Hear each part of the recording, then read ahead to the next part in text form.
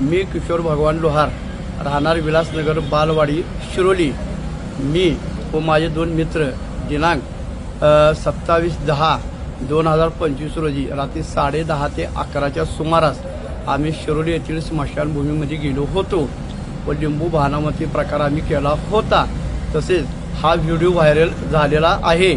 तरी याचे जनतेमध्ये याचं वातावरण भीती निर्माण वातावरण झालेलं आहे. तरी जनतेने काळी जादू, लिंबू, जादूटोणा, भानामती करणी ह्या प्रकारावर कोणत्याही कसल्याही प्रकारचा विश्वास ठेवू नये. तसेच मला शिर्डी एमआयडीसी पोलिसांनी अटक केलेली आहे.